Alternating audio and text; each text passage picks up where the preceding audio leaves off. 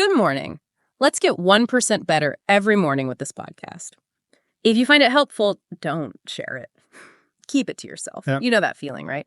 3 a.m., mind racing. You're just stuck rehashing yesterday or maybe spinning out about next week. It feels like stress, but it's deeper. A kind of fundamental misalignment, with the here and now. Exactly. And what's really wild is that this constant mental time travel, as you put it, isn't just annoying. It's silently consuming a huge chunk of your cognitive energy, like an invisible task on your brain power. Okay. But, and this is the exciting part, there's actually a surprisingly simple way to stop it. A 4-minute protocol some of the lead performers are using. Right. And the results they're seeing are, they're pretty revolutionary. We're not just talking feeling a bit better. We're talking neurologically dissolving anxiety, finding this unprecedented clarity. Some studies even point to improving decision quality by, up to 41%? 41%, yeah. And reducing that mental noise, that constant chatter, by massive 63%. Quite something. So today, that's our mission. We're going to pull back the curtain on this ultimate mental edge for you. We'll break it down step by step.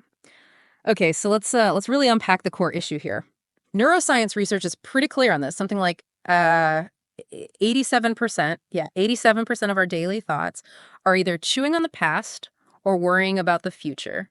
Just think about that. It's staggering, isn't it? Only 13% of your thinking is actually here, dealing with what's right in front of you. And that's where this mental time travel tax comes in. Your brain has this default mode network. Right, the DM. Exactly. And when it's constantly jumping between past and future, it can burn through up to 40% of your mental energy, just gone. Which leads us to this solution. And it sounds simple, but it's incredibly powerful. Present moment awareness.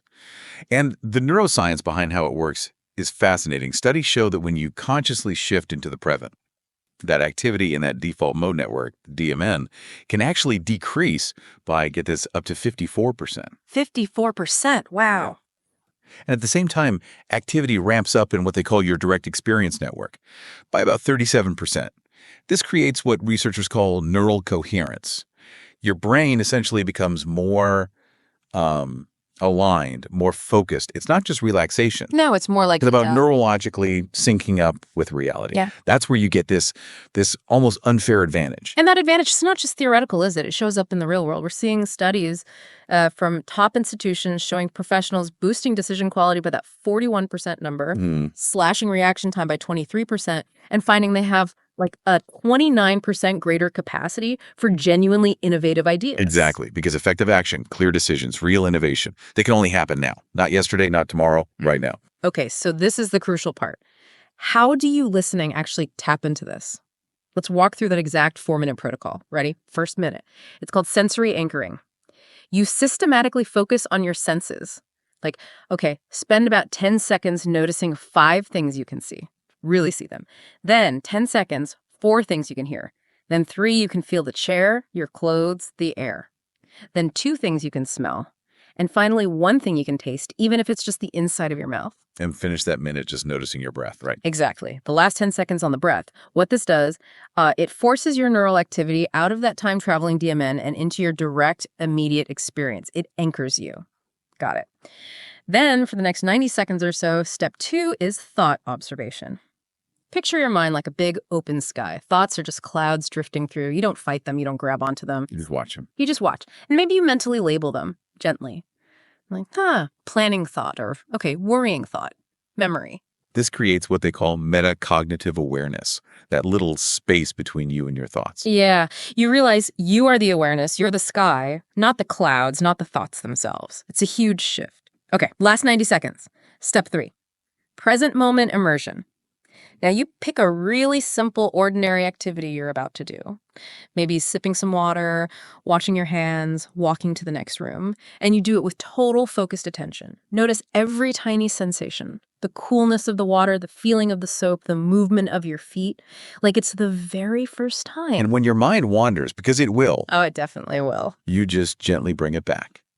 Back to the sensations of that one activity. It's training for sustained presence. Now, a few critical tips on actually making this stick. Doing it first thing in the morning, that's powerful. Before the phone, before email, before the day grabs you. Sets the tone for the day. Precisely. Then sprinkle in maybe some brief, 60-second presence resets during the day. Before a big meeting, maybe, or when you feel overwhelmed. Little anchors throughout the day. Exactly. And consistency is key. Aim for daily practice, maybe for 21 days straight. That really helps strengthen those new neural pathways. Some people, especially those elite performers we mentioned, even use a simple presence journal, just Mhm. jotting down moments of clarity. It creates this reinforcing feedback loop. So pulling this all together for you listening, by training this awareness, this presence, you're essentially reclaiming potentially huge amounts of wasted mental energy. You're aligning your brain neurologically with the only time you can actually do anything, which is right now. And Denise, here's a final thought to chew on.